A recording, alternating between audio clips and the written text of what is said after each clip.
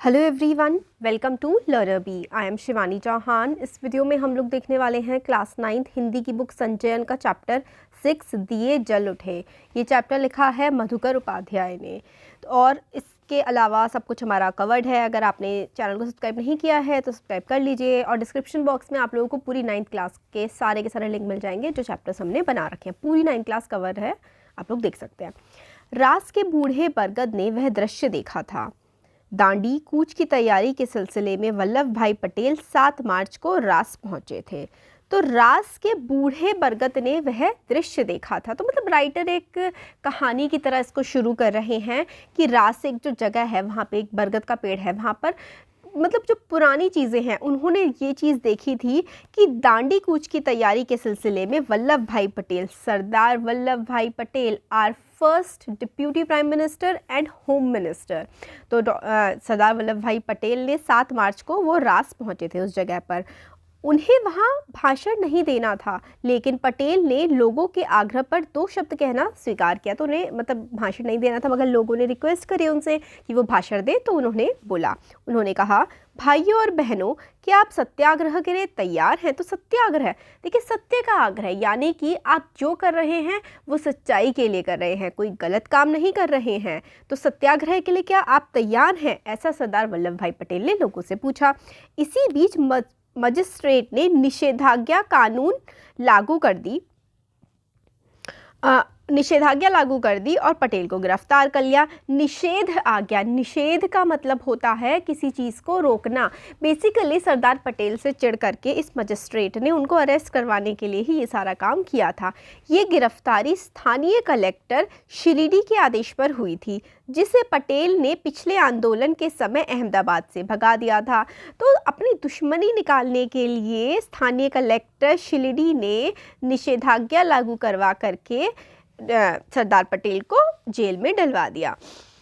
वल्लभ भाई को पुलिस पहरे में बोरसद की अदालत में लाया गया, मतलब अदालत में लेकर जाया गया इनको, जहां उन्होंने अपना अपराध कबूल कर लिया, मतलब मान लिया कि हाँ ठीक है, ये जो कलेक्टर साहब कह रहे हैं ये बात मैं मानता हूँ, मैंने गलती किया। जज को समझ में ही नहीं आ रहा था कि वह उन्हें किस धारा के तहत और कितनी सजा दे। 8 लाइन का अपना फैसला लिखने में उन्हें 1.5 घंटा लगा। ऐसा क्यों हुआ था कि जज को नहीं समझ आ रहा था? क्योंकि उनको ज़बरदस्ती मतलब फालतू की धाराएं लगा करके गिरफ्तार किया गया था। अब धाराएं फालतू की लगाई गई थी तो भाई सज़ा भी तो उसी हिसाब से फालतू की ही दी जा रही थी उनको। तो मतलब कोई औचित्य तो उनको सज़ा देने का बनता था नहीं, फिर भी उनको सज़ा दी जा रही थी। इसीलिए जो जज थे उनको भी बड़ा समय लग गया था मतलब कि क्या सज़ा दी जाए। पटेल को 500 रुपये जुर्माने के साथ 3 महीने की जेल कर दी गई।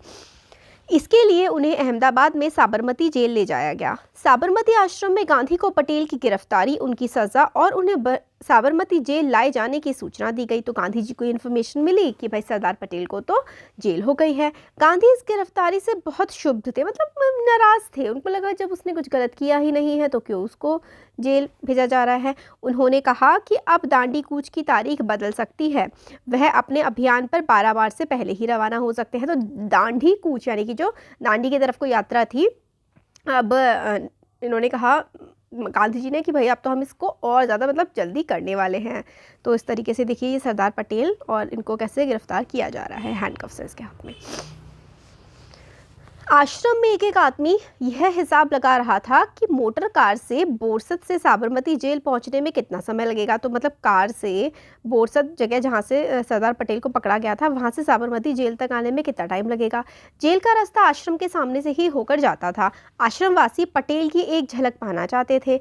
समय का अनुमान लगाकर गांधी स्वयं आश्रम से बाहर निकल आए। पीछे पीछे सब आश्रमवासी आकर सड़क के किनारे खड़े हो गए। लोगों का ख्याल था कि पटेल को गिरफ्तार करके ले जाने वाली मोटर वहां किसी हाल में नहीं रुकेगी, लेकिन मोटर रुकी। तो मतलब लोग सिर्फ उनको पटेल जी को, सरदार पटेल को देखने के लिए वहां रुके थे। लगा था कि जो मतलब जिस गाड़ी में लेकर के जा रहे हैं सरदार पटेल को वो आश्रम के पास तो नहीं रुकेगी, मगर फिर भी वो रुकी। लगता है पटेल का रौब ही था कि पुलिस वालों को मोटर रोकनी पड़ी, मतलब है ना, उनकी इज्जत करते होंगे, रॉब की वजह से रोकनी पड़ी। गांधी और पटेल सड़क पर ही मिले, एक संक्षिप्त मुलाकात, मतलब छोटी सी मुलाकात उन दोनों ने की, महात्मा गांधी और पटेल ने। पटेल ने कार में बैठते हुए आश्रमवासी और गांधी से कहा, मैं चलता हूँ, अब आपकी बारी है। तो वो कहते हैं कि अच्छा ठीक है। पटेल जी ने कहा गांधी जी से, मैं तो जा रहा हूँ जेल, अब आपकी बारी है। मतलब जैसे मुझे झूठी धाराओं में फंसा करके ले जा रहे हैं जेल, ऐसे ही आपको भी कहीं ना कहीं फंसा ही देंगे। पटेल की गिरफ्तारी पर देश भर में प्रक्रिया हुई, मतलब देश भर में लोग नाराज हो गए कि क्यों गिरफ्तारी कर ली भाई। दिल्ली में मदन मोहन मालवीय ने केंद्रीय असेंबली में एक प्रस्ताव पेश किया जिसमें बिना मुकदमा चलाए पटेल को जेल भेजने के सरकारी कदम की भत्सना की गई। मतलब कोई केस नहीं चला, कुछ नहीं, और ज़बरदस्ती पटेल को जेल में ले जाया गया। तो इसकी मतलब काफ़ी ज़्यादा निंदा हुई, काफ़ी ज़्यादा बुराई की गई। मदन मोहन मालवीय जी ने बहुत इसकी बुराई करी, इस फैसले की कि भी सरकार ऐसा क्यों कर रही है। प्रस्ताव पारित नहीं हो सका। प्रस्ताव मतलब ये प्रस्ताव कि भाई जैसे कि मोशंस एंड लॉज वगैरह है कि क्यों आप लोग उसको कर रहे हो, अंदर नहीं करना चाहिए, तो इस तरह का प्रस्ताव तो कोई पारित नहीं हुआ। इस प्रस्ताव पर कई नेताओं ने अपनी राय सदन में रखी।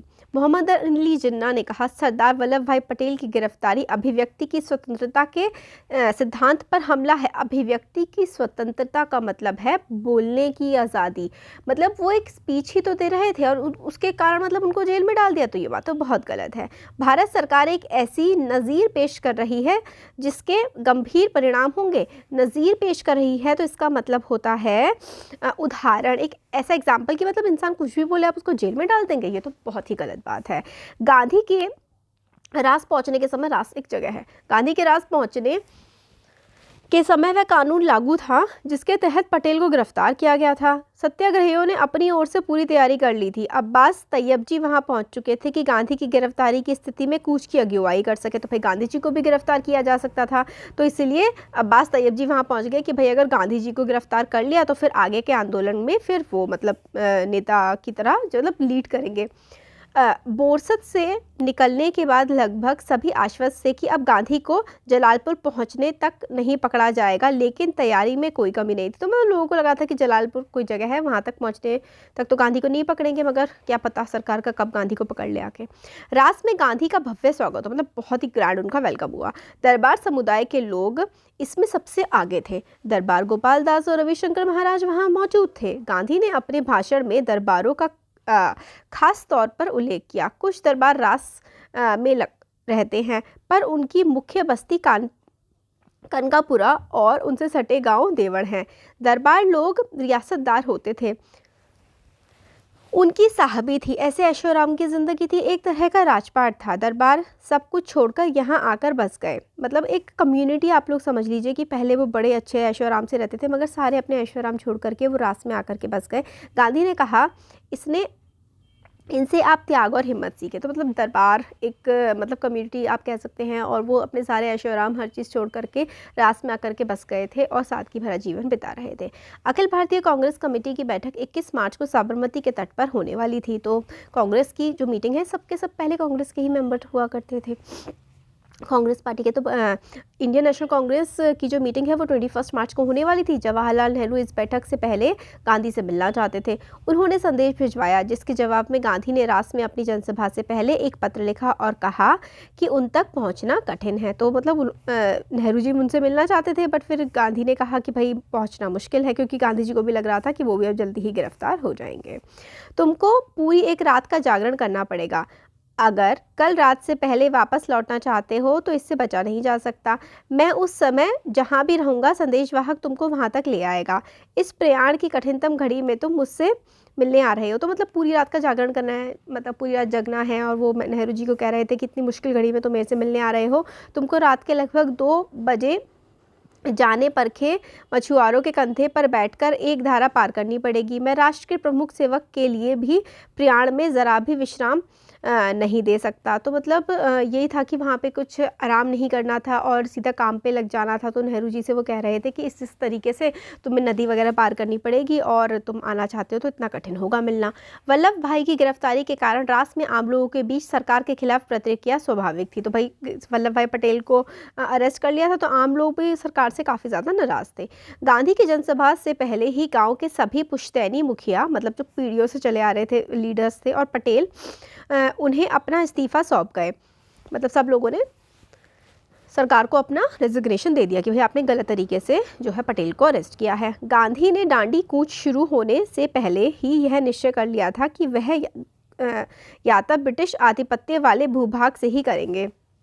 ब्रिटिश आधिपत्य यानी कि जिस पे ब्रिटिशर्स का कंट्रोल था उस एरिया से ही वो अपनी दांडी मार्च स्टार्ट करने वाले थे। किसी राजघराने के इलाके में नहीं जाएंगे, लेकिन इस यात्रा में उन्हें थोड़ी देर के लिए बड़ौदा रियासत से गुजरना पड़ा। ऐसा न करने पर यात्रा लगभग 20 किलोमीटर लंबी हो जाती और उसका असर यात्रा कार्यक्रम पर पड़ता। तो पहले तो उन्होंने सोचा था कि क्या था ना हमारे देश में कि कुछ तो राजा रजवाड़ों के इलाके भी थे और कुछ थे अंग्रेज़ी सरकार के इलाके। तो जब गांधी जी को दांडी मार्च पे जाना था तो उन्होंने सोचा था कि वो सिर्फ जो अंग्रेज़ी सरकार के इलाके हैं उससे ही जाएंगे, बट क्या हुआ कि एक बड़ौदा वाले रास्ते से उनको गुजरना पड़ा, क्योंकि अगर वो बड़ौदा से ना गुजर के सिर्फ उन्हीं रास्तों से गुजरते जिस पे अंग्रेज़ी सरकार का यानी कि अंग्रेज़ों का कब्जा था तो उनकी यात्रा में 20 किलोमीटर ज़्यादा हो जाते। तो इसलिए उन्होंने फिर बड़ौदा से निकलने का निर्णय लिया जब वो अपनी दांडी मार्च पर निकले। सत्याग्रही गाजे बाजे के साथ रास में दाखिल हुए। वहाँ गांधी को एक धर्मशाला में ठहराया गया, जबकि बाकी सत्याग्रही तंबुओं में रुके। तो एक धर्मशाला में गांधी जी रुके, बाकी लोगों ने टेंट वगैरह लगा लिए, वहाँ पर रुके। रास की आबादी करीब 3000 थी, लेकिन उनकी जनसभा में 20,000 से ज़्यादा लोग थे। मतलब 3000 की तो आबादी थी उस जगह की, मगर 20,000 लोग लगभग गांधी जी के साथ थे। अपने भाषण में गांधी ने पटेल की गिरफ्तारी का जिक्र करते हुए कहा, सरदार को यह सज़ा आपकी सेवा के पुरस्कार के रूप में मिली है। तो मतलब यही है कि सरदार को यह सज़ा आपकी सेवा के पुरस्कार के रूप में मिली है। मतलब सरदार यानी कि सरदार वल्लभ भाई पटेल को जो सज़ा मिली है वो गांधी जी की उन्होंने सेवा करी या फिर देश की सेवा करी, इसलिए जो है पटेल को जेल में डाल दिया। उन्होंने सरकारी नौकरियों से इस्तीफे का उल्लेख किया और कहा कि कुछ मुखी और तलाटी गंदगी पर मक्खी की तरह चिपके हुए हैं, उन्हें भी अपने निजी तुच्छ स्वार्थ भूलकर इस्तीफा दे देना चाहिए। तो मतलब बेसिकली इसमें ये कहा जा रहा है कि कुछ लोग अपनी मतलब जॉब को इतना ज़्यादा प्रेफरेंस दे रहे हैं कि जो सरदार पटेल के साथ इतना गलत हुआ है उसको मतलब उसका विद्रोह करने के लिए इस्तीफे नहीं दे रहे हैं। सबको इस्तीफे दे देने चाहिए सरकारी नौकरियों से, क्योंकि सरकार सही तरीके से काम नहीं कर रही है। उन्होंने कहा, आप लोग कब तक गांव को चूसने से अपना योगदान देते रहोगे, चूसने में अपना मतलब गांव को बर्बाद करने में आप लोग कब तक योगदान देते रहोगे, ऐसा उन लोगों को कहा जो सरकारी नौकरियां मतलब अंग्रेजी सरकार के लिए नौकरी कर रहे थे।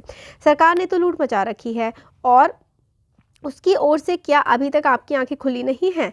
गांधी ने रास में भी राजद्रोह की बात पर जोर दिया और कहा कि उनकी गिरफ्तारी अच्छी बात होगी। सरकार को खुली चुनौती देते हुए उन्होंने कहा, तो गांधी जी ने कहा, अंग्रेजी सरकार के खिलाफ बोल रहे थे और कहा कि ठीक है मुझे गिरफ्तार कर लो, अच्छी बात है। अब फिर बादल घिर आए, या कहो सही मौका सामने है। अगर सरकार मुझे गिरफ्तार करती है तो एक अच्छी बात है, मुझे 3 माह की सज़ा होगी तो सरकार को लज्जा आएगी। राजद्रोही को तो काला पानी देश निकाला या फांसी की सज़ा होनी चाहिए। मुझ जैसे लोग अगर राजद्रोही होना अपना धर्म माने तो उन्हें क्या सज़ा मिलनी चाहिए। तो गांधी जी इस तरीके का भाषण दे रहे होते हैं कि वो एक राजद्रोही है। राजद्रोही का मतलब होता है कि सरकार के खिलाफ उन्होंने विद्रोह कर रखा है। उस समय सरकार किसकी थी, अंग्रेज़ों की। तो अंग्रेज़ी सरकार के खिलाफ गांधी जी ने विद्रोह कर रखा था। तो गांधी जी कहते हैं कि मुझे अरेस्ट करो तुम लोग, और सरकार को कह रहे हैं गांधी जी, और अरेस्ट करके अगर सिर्फ 3 महीने की सज़ा दोगे तो उससे क्या फ़र्क पड़ जाएगा, मुझे कम से कम काला पानी दे। कि काला पानी अंडमान निकोबार वाले रीजन में बहुत ही, आप समझ लीजिए काला पानी की सज़ा का मतलब होता है कि बहुत ही भयंकर तरीके की सज़ा। कहते हैं कि मुझे दो, अगर तुम्हें सच में ही देशद्रोह या फिर राजद्रोह की सज़ा देनी है। तो सत्याग्रही इस तरीके के मतलब वो भड़काऊ भाषण दे रहे थे ताकि लोगों में जोश आए और वो मतलब आंदोलन अच्छे से कर सकें। सत्याग्रही शाम 6 बजे रात से चले और 8 बजे कनकपुरा पहुंचे।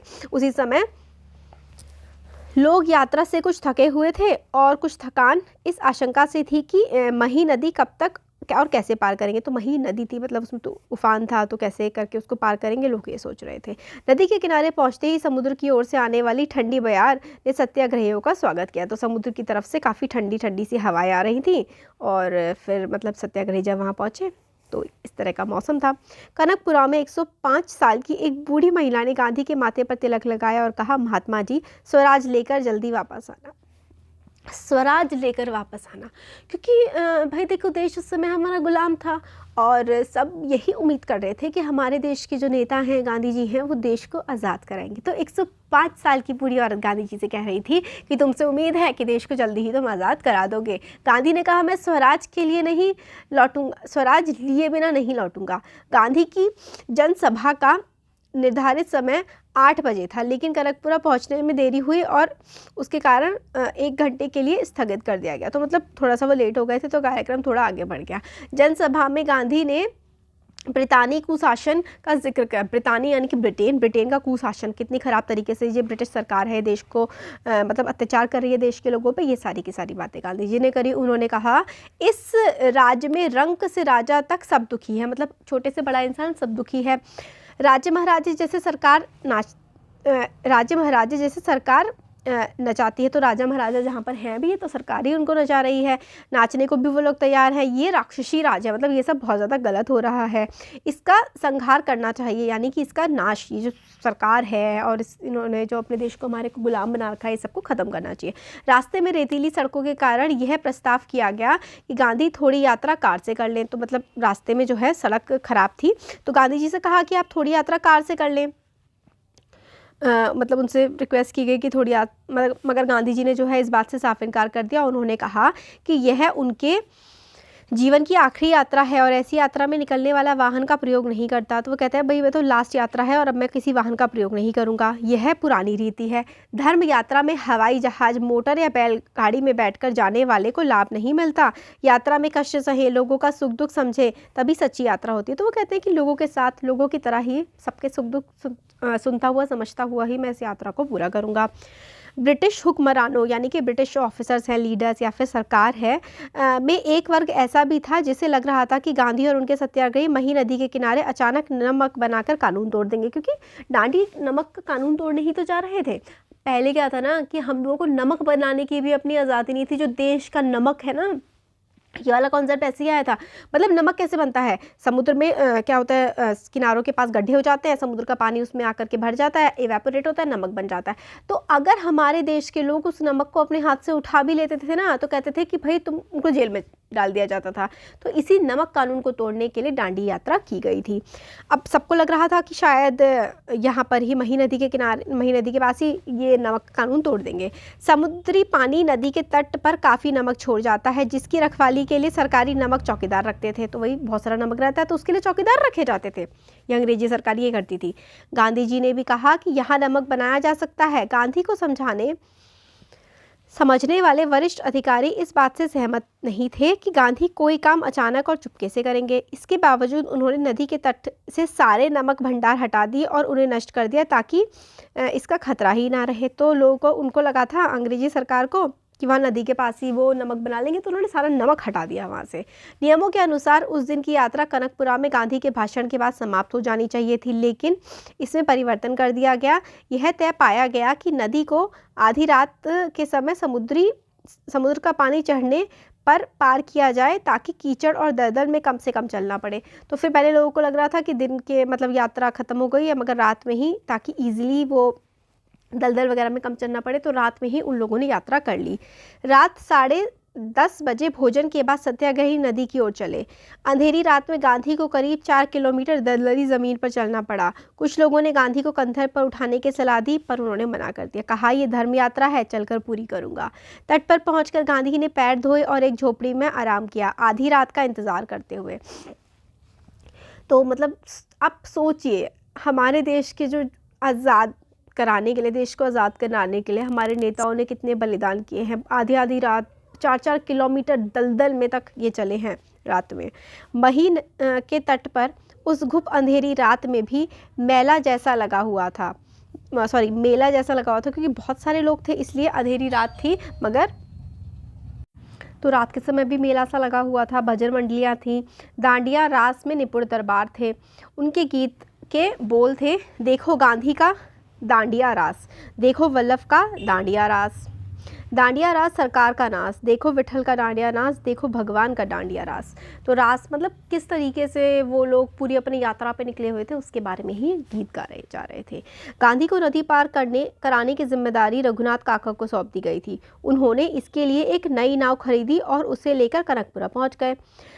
बदलपुर के रघुनाथ काका को सत्याग्रहियों ने निषाद राज कहना शुरू कर दिया। तो निषाद राज क्यों? निषाद राज गुरु जो थे उन्होंने राम जी को क्या किया था? नदी, सरयू नदी पार करवाई थी। तो इसलिए रघुनाथ काका को सत्याग्रही क्या कहने लगे? निषाद राज कहने लगे। उनके पास बदलपुर में काफ़ी ज़मीन थी और नाव भी चलती थी। जब समुद्र का पानी चढ़ना शुरू हुआ तब तक अंधेरा इतना घना हो गया था कि छोटे मोटे दिए उसे भेद नहीं पा रहे थे। थोड़ी ही देर में कई हज़ार लोग नदी तट पर पहुँच गए। उन सबके हाथों में दिए थे। तो क्योंकि रात बहुत ज़्यादा अंधेरी थी, इसलिए उस अंधेरी रात में ताकि रोशनी हो सके, इसलिए हज़ारों लोग नदी के तट पर दिए लेके पहुँच गए। इसलिए चैप्टर का नाम दिए जल उठे है। यही नज़ारा नदी के दूसरी ओर भी था। पूरा गांव और आसपास से आए लोग दिए की रोशनी लिए गांधी और उनके सत्याग्रहियों का इंतज़ार कर रहे थे। रात 12 बजे महिसागर नदी का किनारा भर गया। पानी चढ़ाया। गांधी झोपड़ी से बाहर निकले और घुटनों तक पानी में चलकर नाव तक पहुंचे। महात्मा गांधी की जय, सरदार पटेल की जय, जवाहरलाल नेहरू की जय के नारे के बीच नाव रवाना हुई, जिसे रघुनाथ काका चला रहे थे। कुछ ही देर में नारों की आवाज़ नदी के दूसरे तट से आने लगी। ऐसा लगा जैसे वह नदी का किनारा नहीं, पहाड़ की घाटी हो, जहाँ प्रतिध्वनि सुनाई दे रही। यानी कि जैसे कि पहाड़ों में हम आवाज़ करते हैं तो ऐसा होता है ना, एको वापस आवाज़ आती है। तो ऐसा ही लग रहा था, क्योंकि नदी के एक तट पे भी यही नारे थे और दूसरे तट पर भी। सागर के दूसरे तट पर भी स्थिति कोई भिन्न नहीं थी। उसी तरह का कीचड़ और दलदली ज़मीन। यह पूरी यात्रा संभवतः सबसे यात्रा का बहुत कठिन हिस्सा था, क्योंकि दलदली ज़मीन पर वो यात्रा कर रहे थे। 1.5 किलोमीटर तक पानी और कीचड़ में चलकर गांधी रात 1 बजे उस पार पहुँचे और सीधे विश्राम करने चले गए। गांव के भीतर नदी के तट पर ही उनके लिए झोपड़ी पहले से ही तैयार कर दी गई थी। गांधी के पार उतरने के बाद भी तट पर दिए लेकर लोग खड़े रहे। अभी सत्याग्रहियों को उस पार जाना था। शायद उन्हें पता था कि रात में कुछ और लोग आएंगे जिन्हें नदी पार करानी होगी। तो ये देखिए, ये चैप्टर था कि किस तरीके से सरदार पटेल को अरेस्ट किया गया और गांधी जी ने किस तरीके से यात्रा अपनी की। तो और उनकी वो यात्रा मतलब नदी से अच्छे से कर सके, क्योंकि वो रात में चले थे। तो लोग किस तरह से दिए उठा करके मतलब खड़े हो गए थे, ताकि उनको सब अच्छे से दिख सके, सत्याग्रहियों को। तो इसीलिए इस चैप्टर का नाम है दिए जल उठे। होपफुली आप लोग को अच्छे से समझ में आया होगा। अच्छा लगा है तो ज़रूर चैनल को सब्सक्राइब करिए, वीडियो को लाइक करिए, अपने फ्रेंड्स के साथ शेयर करिए। Thank you.